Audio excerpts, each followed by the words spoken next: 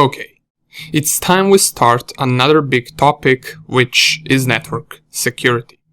Just as much as endpoint security is important, so is the network security. And many companies out there will hire you to check their network security and to find whether there are any vulnerabilities inside or whether it needs any additional configuration when it comes to their security. We can think of endpoint security as us making sure that our house is secure from any thieves that might be trying to break in. Now, network can be perceived the same, just on a larger scale. Let's say we have 6 devices on our local network. We can use the same theory of thinking of a device as a house, and then we can say that our network is consisted of 6 different houses. All of them are secure when it comes to their own house security, but we must picture it as one large neighborhood. Even though each house on its own is secure, the neighborhood might not be. Maybe there are thieves on the streets, or in our case between different connections and services on the network. Network security is making sure that our devices are all in a safe neighborhood. That's how we can think of it, at least. If there are malicious people on the network that are trying to attack the network, we must make sure we can either catch that, make sure that they can't do anything bad to our neighborhood, which can then directly affect our endpoint devices. Of course, to make sure our network is secure, it won't be that easy as just clearing out the thieves or anyone that's trying to do anything malicious. There are certain precautions that we must take and keep an eye on if we want to have everything protected. Here are some of the things that we will need to refer to and that we will talk about when it comes to network security. We will talk about router security, so router an important device inside of any network. We will talk a little bit about network firewalls, which in many larger companies are being set inside of their own networks.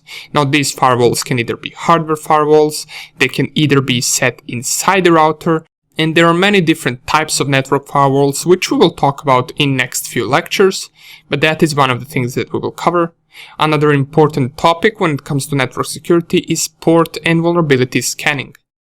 We have to make sure that every device on the network is secure and that it doesn't present a threat to any other device. We'll take a look at different services that are being ran on the devices inside of the network, and we will see how we can make sure that those services are well secure and updated so it doesn't create a threat to the entire network. We will also talk about the important and famous man-in-the-middle attack that can be ran inside of every single network, and we will talk about how we can prevent it. Another important thing is wireless security. Now, Wi-Fi is something that every network has nowadays, and it has to be secure so that not everyone can join it. And last but not least, we will talk about monitoring for threats. Now, even with all the previous things that we talked about being checked, whether we have firewalls, well-established router security, we scan for ports and vulnerabilities, we prevented different types of the attacks, such as man-in-the-middle attacks, we still have to monitor for different threats. That's how we can respond to them the fastest. If we don't monitor for threats, we will not be able to discover them in the real time. Nonetheless, these are just some of the things that we will talk about in this section, and let's move on straight to the network firewalls. Okay, let's start off this section with firewalls. This is because firewalls is a topic that we already talked about in the endpoint section of the course. But right now it's time we talk about network firewalls compared to the host-based firewalls that we already covered.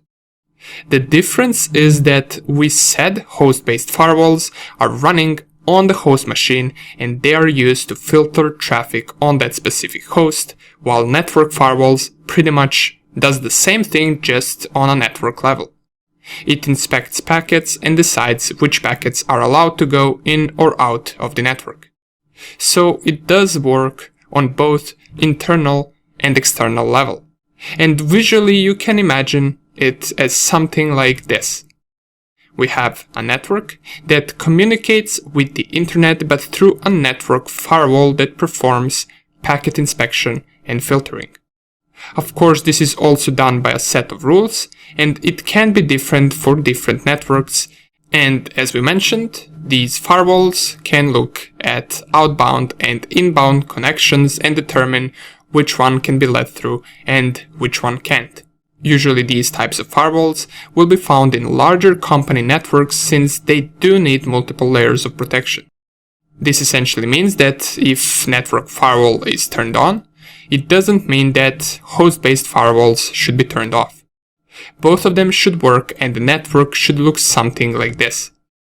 Endpoint devices, each of them running its own host-based firewall that will filter packets just for that endpoint device, and a network firewall that will work for the network itself. Now you might be asking, well, why we need both of them, and the reality is that someone who gets access to endpoint device can change the host-based firewall rules if he wants to. But he cannot change the network firewall rules, which will remain inside the network, and it will also perform a layer of protection for other devices. Now when it comes to firewalls, we can also do a little bit deeper division of different types of firewalls. Here are some of the most common ones. We have packet filtering firewalls, which, as its name says, is used to filter different packets by certain rules that are set. We also have stateful inspection firewalls, and stateful firewalls can detect attempts by unauthorized individuals to access a network, as well as analyze the data within packets to see if they contain malicious code. The signature sign of a stateful firewall is that it is a kind of a firewall that keeps track and monitors the state of active network connections while analyzing incoming traffic and looking for potential traffic and data risks. We also have application layer firewalls, which are firewalls that essentially focus on traffic that is coming or going from a certain service or application. Most common ones are web application firewalls, which can inspect for certain attacks such as XSS or SQL injection attacks, and this firewall monitors and blocks certain HTTP traffic coming to the web application. Another set of firewalls that you might have heard about are next generation firewalls. In simple words, next generation firewalls can be a combination of all the ones of the above, while also performing deep packet inspection on lower level to discover malicious packets that are being sent. The goal of next generation firewall is to include more protection for each OSI layer compared to having different types of firewalls, each used for one specific thing. Nonetheless, that will be the theory part of network firewalls, and we also mentioned which types of network firewalls are there. Of course, there is even a deeper division, but this will be more than enough for now. And now let's take a look at some of the examples in the next lecture. Okay, so let's mention some examples of network firewalls that you can use if you need to. The first one that I want to mention is pfSense. This is a rather known free and open source network firewall that can be navigated and configured via the web interface. If we open its official page, which is located at pfsense.org, and we click on Get Started, it will give a basic overview of what pfSense is.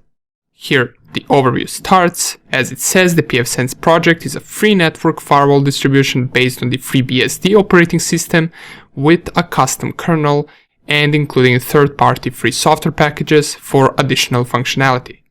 Down here we have the deployment selection, hardware, cloud, and down here we have the installation, which is the important part if you want to install and use pfSense. Essentially, just click on the install guide, and you can navigate through the different steps that we can see right here on the left side of our screen. You can click on each and every step and follow these instructions to get pfSense running. That would be pretty much about it. If you want to, you can go ahead and install the pfSense if that's what you prefer. Now, since this is a little bit more advanced, we will not be covering it in the beginner's course of cybersecurity, but if you want to get to know it even more right away, you can navigate to this video right here, which is essentially a small course, or it's not even that small, it's over 3 hours long course on pfSense firewall. After you watch this course, you will know everything from navigating through the firewall to setting the rules and to setting up the firewall in different network environments. Now, besides the pfSense, you can also take a look at this page right here. This page talks about top 10 firewall hardware devices. The definition of a hardware firewall we can see right here. What is firewall hardware? And we can read through this article, which says a firewall or a physical firewall device or firewall hardware is an appliance that sits in between the uplink and the client system and filters what traffic gets through based on pre-configured security policies, user profiles, and business rules. The uplink carries incoming traffic from public or private networks, whereas the client system is a server, an employee desktop, a WFH system, an Internet of Things node, and so on. If we scroll even more down, we should come to the list of the top 10 firewalls, and here are some of them. We got Bitdefender Box, we have Cisco ASA 5500X, we got AI Smart Security Firewall, and down here are all the other ones that you can check out if you want. Here is the pfSense that we talked about, right here. And pretty much all of these are being used widely by different companies. Now, some of them are free, some of them are not free, and you can go one by one. If you want to learn more about firewalls, you can go one by one and experiment with all of them. Once again, the most important thing is to remember what the purpose of a firewall is. Once you know which rules to configure, then setting up different firewalls is just a matter of preference, whether you like the user interface that the firewall offers you. And also the functionality is important because some firewalls have bigger and more functionality than others.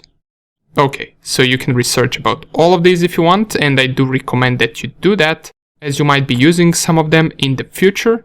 Some might be harder, some might be easier to configure, but remember, at the end, it's just a firewall used to filter traffic and perform packet inspection by certain rules. Nonetheless, thank you for watching this lecture, and I will see you in the next one. Okay, an important topic when it comes to network security. Let's talk about network scanning and discovering different vulnerabilities on various network devices. Now, network scanning is important because it is the first step when wanting to secure your network. You must first know what is your network consisted of, which devices are inside of it, what services are those devices both running and using, and if those services have any known issues or vulnerabilities. But let's break this down a little bit. First, let's mention what is our goal. Our goal is to discover any issues or vulnerabilities inside the network, no matter what that might be. Whether it being a known vulnerability or some type of a misconfiguration or unwanted traffic, we must first discover it, then take care of it. The first part in the network scanning is figuring out which IP addresses are active, and once we do that, we can perform a port scan. Usually, we want to scan every device on the network, which will then result in knowing which ports does each of these devices have open, closed, or filtered behind the firewall. After that comes discovering services that are running on those open ports. Usually when a port is open, it will run a certain service there that might be useful to other devices on the network. An example would be an open port 80, which is commonly used for HTTP and for accessing a website. If we find a device that has port 80 open, then it most likely also hosts a web page on that port, which we can then check by typing its IP address in our search bar. After discovering services on those open ports, we ideally want to figure out what software and what version of software is that service using, which we can use that information to find out whether it has any known vulnerabilities or issues. Now, besides finding vulnerabilities by scanning ports in the network, we also want to see whether there is any malicious traffic inside the network that already exists, or whether certain attacks such as man-in-the-middle attack are possible and if they're taking place at any time. But things like this we will do later. First thing that we will do is the most important, which is port scanning. Now, let's recap real quick what we want to do. So we want to scan all devices on the network to figure out what ports they have open, what services are they running, and what is the purpose of all the specific devices on the network. This one is also important. Any additional device on the network that isn't being used or needed performs additional threats, so we also should be interested in what purpose all the devices have. Now, this mostly refers to when testing company networks. And besides this, we also want to check the overall security of the network. If we do find, however, a vulnerability on some device, we would want to put it offline, patch the outdated software if possible, or if not, we would install a different software for the same task that doesn't have any known vulnerabilities. To start with all of this, we will take a look at a rather complex port scanning tool, which is called Nmap. Thank you for watching, and I will see you in the next lecture. Hello and welcome back. So in this lecture we're going to take a look at network port scanning and a little bit of vulnerability analysis. Now, if you're coming from my ethical hacking course, you are probably familiar with all of the things that we will cover. However, this is an important thing when it comes to securing a network and discovering vulnerabilities on certain network devices. Now, in this lecture, we're going to touch on Nmap tool. Now, if you are in the industry, you probably have heard of the Nmap or of the network mapper tool. It is a common tool that both cybersecurity experts and ethical hackers use, and it is used to scan a certain device or multiple devices for open ports, and it can also be used to discover certain vulnerabilities on those open ports, as well as services running on those open ports, and even more things than just that. Now, of course, in this lecture we will be touching on just the basics of Nmap, and we will see some a little bit more intermediate stuff with it, but everything else that you want to learn, I highly suggest you read the Nmap manual. Since in the Nmap manual, everything is really well explained, and you will have a detailed explanation of each and every option that Nmap offers us. Nonetheless, to run Nmap, you will need a Linux system. Not so necessarily, it can be ran from Windows, but I prefer to run it from Linux. You can find the Nmap website at the link nmap.org. Let me just open the Firefox and I will type it in for you so you can see the Nmap website. Here it will load the official Nmap website. It doesn't look anything special, but now you can read through the introduction to Nmap. You can also read through the Nmap guide and all of that, and you can also download Nmap for your machine. I will currently run this tool from Linux system, or in this particular case from Kali Linux. Close this. And to simply run Nmap help menu, we type nmap --help. It will print out all the available options that we can run with Nmap, and without reading all of this, the most simple command that we can run with Nmap is simply just typing nmap and then the IP address of the target that we want to scan. Now in this particular case, I will use my router's IP, and all I have to do is press enter, and in just a couple of seconds we will get the output back, and I will see all the open ports on my router device.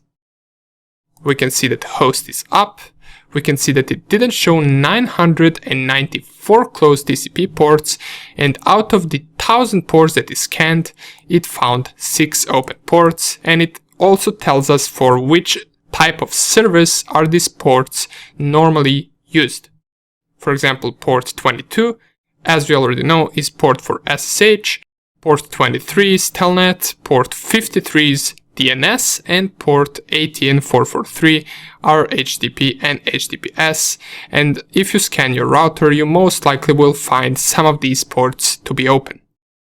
Now down here we see the time that it took for this Nmap scan to finish, which in this particular case is 0.68 seconds, but keep in mind that sometimes it can take much longer for these scans to finish. It all depends where your target is, does it have any security measures, and which settings are you using within the tool. All of this will be important to determine for how long will the scan take. Okay. So you might have noticed that it only displays 994 closed ports. This simply means that Nmap by default, when not specified, scans for most common 1000 ports. Now, if you want to scan for less ports, you can type nmap 192.168.1.1, and you can use the P option to specify a single port, for example, let's say port 80. Or you can type multiple ports, for example port 90 and port 100. If I press enter, it will only scan these 3 ports, and once again we will get that the port 80 is open, the port 80 is running HTTP service, and these 2 ports are closed, which is the correct output since, if you remember from the previous scan, we didn't get these to be open, so it says that the state is closed. If you want to scan a range of ports, you can type 192.168.1.1 or whichever IP that you're scanning. Now keep in mind that Nmap is not something that you should run against targets that you don't have permission to, so only use Nmap on the targets that are inside your network and that you have permission to scan. To scan a range report, you also use the -P option, and you can type 80-120, for example. It only found the port 80 to be open. Other 40 ports are closed TCP ports. Okay, awesome. Now let me just enlarge this a little bit. And another useful option that you might use, especially when your scans are running slower and you do want to scan for most common ports, but you don't really want to do all 1000 ports. You want to do less than that. You can use the -F option. So once you type -F, it will only scan for the top 100 ports of your target machine, or top 100 most common ports. If I press enter, we will get the same output back, but here you will see that it only scanned 95 plus this 5, which is exactly 100 ports. Since these right here belong to the more common ports and services, they are being displayed. Okay. Now let's go back to the help menu and let's see which different type of scans can we run using Nmap. So if you want to see different type of scans, it is right here, right under the scan techniques. You will have different options such as -SS, -ST, -SA, and even more different types of scans if we look down below. Now you can read through all of this and figure out what each of these scans do, but most often you will use these two scans, -SS and -ST. Now, here we have a short explanation. -SS is a TCP SYN scan, while -ST is the full connect scan. What is the difference? Well, the difference is that the -ST option will perform a full connection to the port, and -SS will only perform the SYN scan or the first part of the TCP handshake. Now, the difference is when it comes to hacking and cybersecurity that this will be less detectable than this one. And it's common sense since this will perform the full connection while this will only perform the first part of the connection to determine which ports are open and which ports are closed. So if detection is something that you care about, then using -SS might be a better option. Now, to run the scan, you simply just type nmap -SS 192.168.1.1, and this will not work. This is because this type of scan, or the SYN scan, requires root privileges. To do that, we can type sudo, and on Windows I imagine that it will require administrator privileges, though I have never really used nmap on Windows systems, so it might work without that as well. If I run with sudo, it will work and it will give the same output back, but this time it performed the TCP SYN scan. So only the first part of the TCP handshake is being performed on each of these ports, and we still manage to determine which ones are open and which ones are closed. The same output we will get with the -st scan, just this time it won't ask for the administrator privileges, it will simply just do the scan and give the same output back, but this time it did the full connection to each of these ports. The entire TCP three-way handshake has been performed to connect to these ports and determine which ones are closed and which ones are open. Now, if you want to read about more types of scans, you can still go to the help menu, but what I do advise and what I mentioned at the beginning of the lecture is to use the nmap manual instead. Since here in the nmap help menu, we can see the description of each of these scan techniques or pretty much of any other option that nmap offers us, but this won't be explained in details and you might struggle to understand some of these options.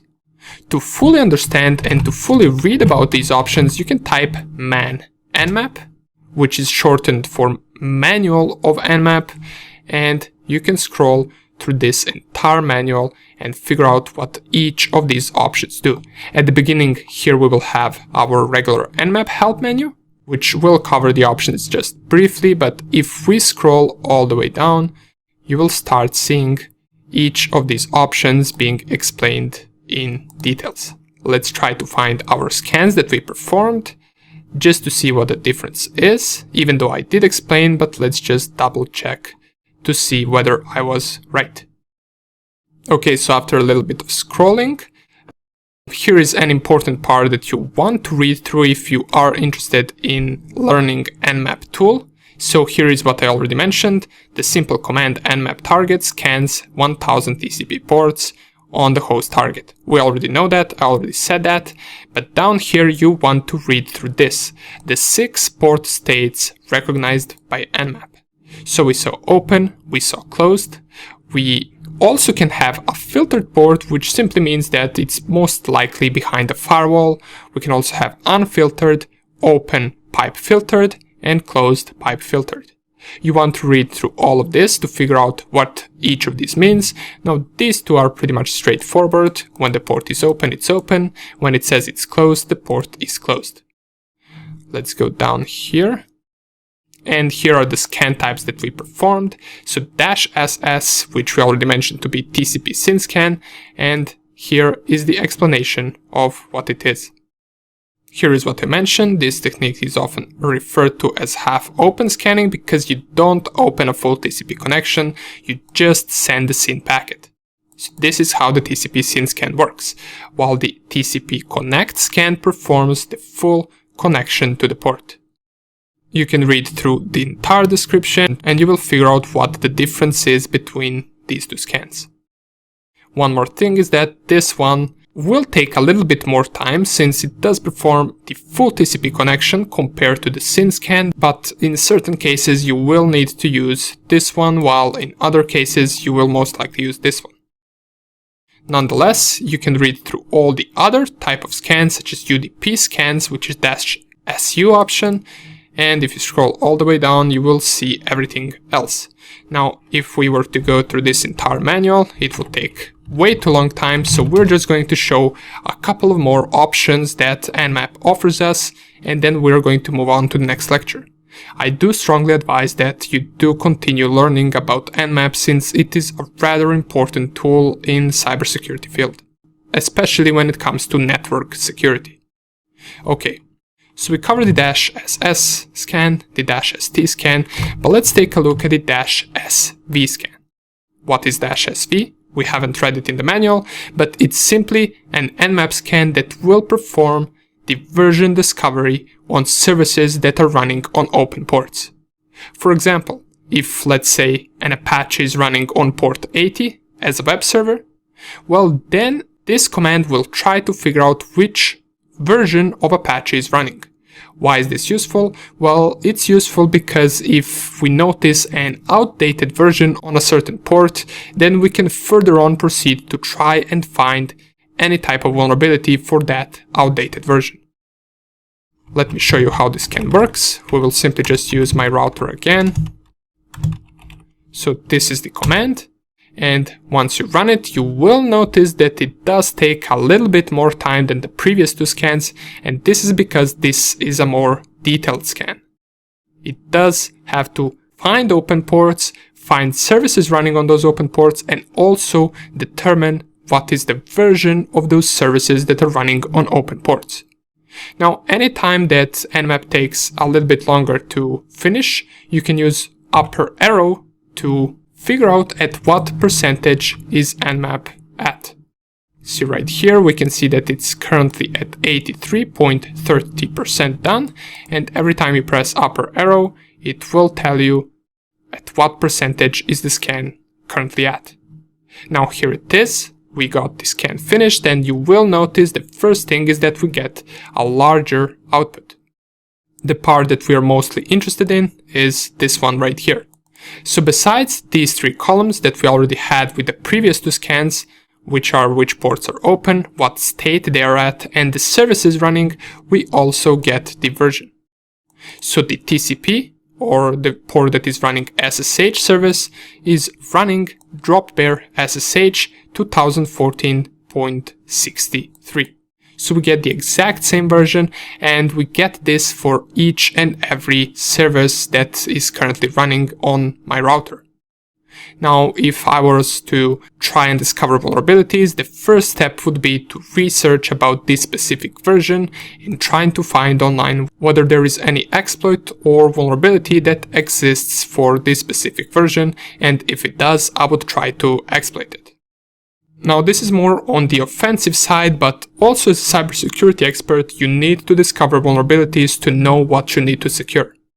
You can't just perform the scans, you will also have to figure out whether any of these versions right here is vulnerable to some type of exploit or DDoS attack or pretty much anything at all.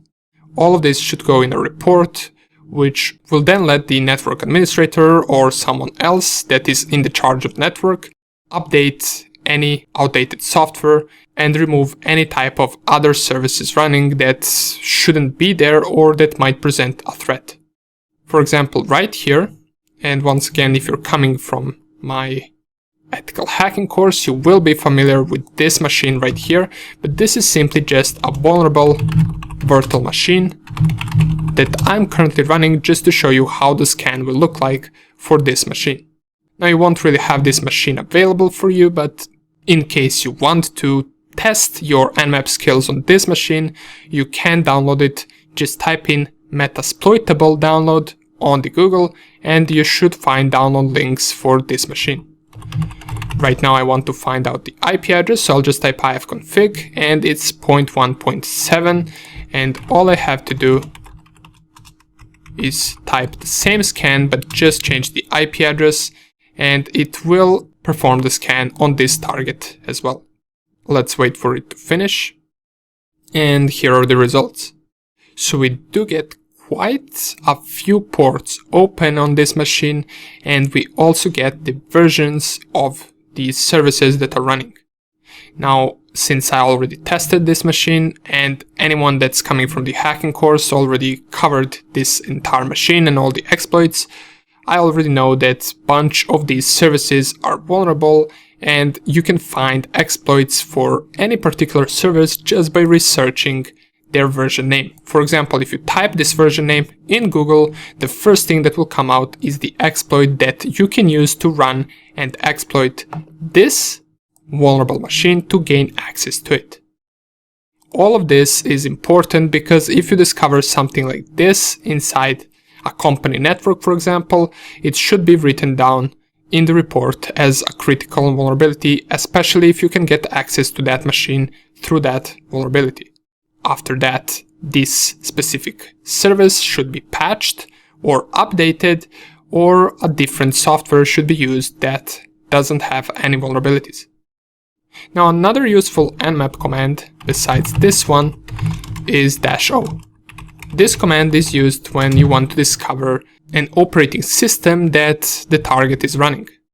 Now this does require sudo privileges, so I'll just run it, and keep in mind that this command is not always accurate. Sometimes it will give false information, but in many cases it does give the correct operating system that the target is running.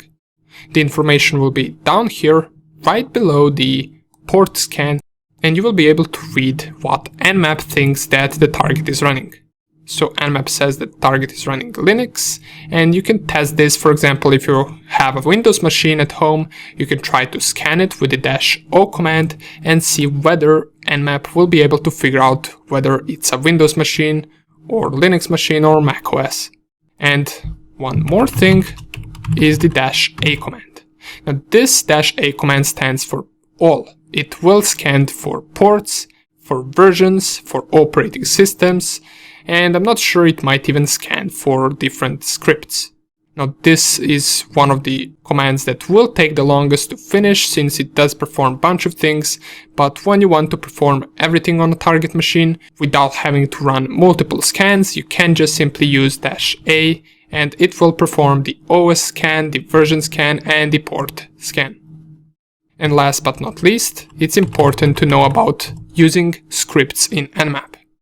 So there are certain script scans that you can run with the nmap tool, and you can read which script scans can you run from the nmap manual. You can also read about that on their website, but currently the most interesting script to us is the vulnerability script. You can type nmap --script and then space vuln, and then the IP address of your target machine, and in this particular case I will purposely use the vulnerable machine to see whether this script scan will be able to find some vulnerabilities on this virtual machine. If I run it, and here are the results. Now you might have noticed that this can take quite some time to finish. As it says right here, it took around 350 seconds for this scan to finish in my particular case, and this is when the target is in my own network, so it will probably take even more if the target was somewhere else. And here are all the results of all the scans that was ran on the target machine and all the scripts that it performed to discover certain vulnerabilities. Now you can see there is quite some output, and all of this will be something that you want to read through to discover whether certain vulnerabilities exist or not. And right here is where it starts. So it starts from the first port, which is the FTP port. It already discovered that this port is vulnerable. You can see it right here in capital letters, and it does tell you whether this specific vulnerabilities is exploitable or not, and if it is, it will be written right here, and you will also get the CVE of this specific vulnerability, so you can just type this in Google and figure out what this vulnerability is. You also get a little bit of explanation right here. You can see when this vulnerability came out, and you can see also the exploit results. So with a simple shell command of ID, we already managed to get the root privileges, so this would be a critical type of vulnerability since it exploits the target with the root privileges. Then it goes port by port, and for the SMTP port it found another vulnerability right here, the SSL poodle information leak, and down here we can see the CVE, which once again you can paste in Google and read more about this specific vulnerability. Now all the things that we saw down here, we saw a bunch of links. This is probably linked to the port 80 and port 443. Here it was searching for the possible SQL injections, and here are the possible SQL queries that might be vulnerable to SQL injection. All of these links, and in a real penetration test you would test each and every one of these links to figure out whether they are vulnerable to the SQL injection or not. Now there are certain tools that automate this process, but sometimes you have to do it all manually. And since this is purposely made vulnerable virtual machine, most of these actually do have some injection type of vulnerability, especially on the web pages, and not just the SQL injection. Down here it performed even more scans and script scans, and here we can see the HTTP slow loris check. It's once again another vulnerability that is discovered on this machine, and all of this you would write down inside the report for this specific machine to let everyone know that it isn't secure and that it should be either patched or removed completely from the network. Even more vulnerabilities right here. Now we're skipping through all of this since it would take quite some time for us to read this, but anyways, this is the command that you can use to perform the script scan to discover vulnerabilities on certain ports. Now, of course, if this scan returns no vulnerabilities, it doesn't mean that there are no vulnerabilities on the target system. It just means that this specific option didn't manage to discover them. Then you have to go with either other tools, or you have to go and try to discover vulnerabilities manually. Another thing that you should know is that you don't have to scan just one target when it comes to Nmap. You can scan multiple targets. For example, I can just type 192.168.1.1-20 and it should scan the first 20 targets. But just so this can finish faster, I'll remove the script scan and we'll just perform the normal Nmap default scan. It should go through each and every IP address in this range, and it should first determine whether that IP is active and running, if any device is using it, and then if it is, then it will print out whether that device has any open ports. Let's press upper arrow. We can see that in this range we have 6 devices that are up, and it's currently performing the connect scan on each of these devices to determine the open ports. It's 85% done, so let's wait for it to finish. And here are the results. You also could have noticed that it did take quite some time to finish, and this is because we scanned multiple devices and not just one. So we get the output for our vulnerable virtual machine. We already saw this, it has a bunch of ports open. Here is the output for some other machine, and if I'm not mistaken, this is most likely my Windows machine. And here we also have some other devices. This particular device is running just one open port, or is having just one open port, and it's most likely an iPhone due to the service that this port is running. Here we have another device that is up and running, but this particular device has all 1000 scan ports closed. We can see that it is a Huawei device and all the ports on that device are closed. And here is the output for my router. It has all the standard ports open that we already saw, so this would pretty much be about it. All these 6 devices and their outputs. Down here we have another device that has all 1000 scan ports closed. Okay, awesome. Now this would be the basics of Nmap. And don't worry if you didn't get much out of this lecture. If it's your first time encountering Nmap tool, it will take some practice to get used to it. It is a rather large tool, and with time you will be able to master it. It is useful, and I do advise you to read through the Nmap manual and to read through different options that you can use with Nmap to perform your scans on the network. It will boost your skills in securing the network and discovering different vulnerabilities on the network. Now, when it comes to vulnerability analysis, this would be just the first part, discovering open ports and discovering services and their versions. After that, as I already mentioned, you will have to research through each of these versions of the services that are running and figure out whether any of them has any existing vulnerabilities. That would be the second part, and if it does have the existing vulnerability, you would notify someone to perform an update or to change the software that is running. Nonetheless, this would be all about the basics, so thank you for watching. Once again, if you didn't understand most of the things, just rewatch this lecture multiple times, and after some time you will get used to it and you will master Nmap.